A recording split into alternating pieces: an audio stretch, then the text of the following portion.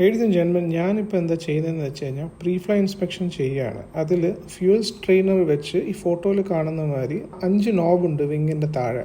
ആ 5 നോബിനും കുത്തിയിട്ട് fuel strain ചെയ്തെടുക്കുകയാണ്. ഇതിനകത്ത് വെള്ളം ഉണ്ടോ അല്ലെങ്കിൽ എന്തെങ്കിലും ഡെബ്രീസ് ഉണ്ടോ എന്ന് അറിയാൻ വേണ്ടിയാണ്. ഇത് രണ്ടും ഉണ്ടെങ്കിൽ എൻജിൻ ഫെയിലിയർ ആവാൻ ചാൻസസ് ഉണ്ട്. പിന്നെ അറിയാമല്ലോ, എയറിൽ എൻജിൻ ഫെയിലിയർ ആയിക്കഴിഞ്ഞാൽ എന്താ സംഭവിക്കുന്നതെന്ന്.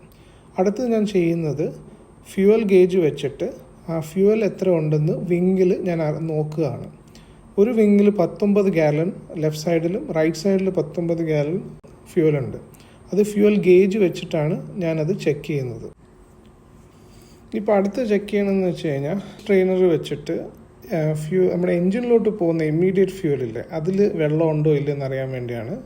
ഓയിലിൻ്റെ നോബിൻ്റെ അടുത്ത് ഒരു നോബുണ്ട്. അത് പുള്ളി ചെയ്യുമ്പോൾ താഴെ നിന്ന് ഫ്യൂവൽ ലീക്കാവും.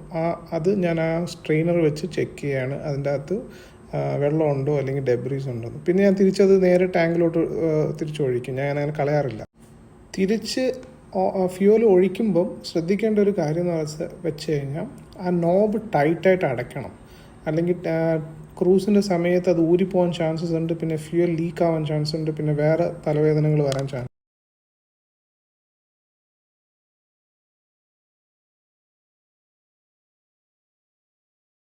നമ്മൾ ഫ്യൂവൽ സ്ട്രെയിൻ ചെയ്യുമ്പോൾ ഇതെങ്ങനെ അറിയാൻ പറ്റുന്നത് വെള്ളം ഉണ്ട് ഫ്യൂവലിൻ്റെ അകത്തുനിന്ന് അറിയാൻ പറ്റുന്നത്. വെള്ളത്തിന് നല്ല ഭാരം കൂടുതലാണ്. അപ്പോൾ എന്ത് ചെയ്യും, ഈ വെള്ളം താഴോട്ട് വരും, ഫ്യൂവൽ സ്ട്രെയിനറിൻ്റെ അകത്ത് ഫ്യൂവൽ മേലോട്ട് ഇരിക്കും. അപ്പോൾ അങ്ങനെ ഒരു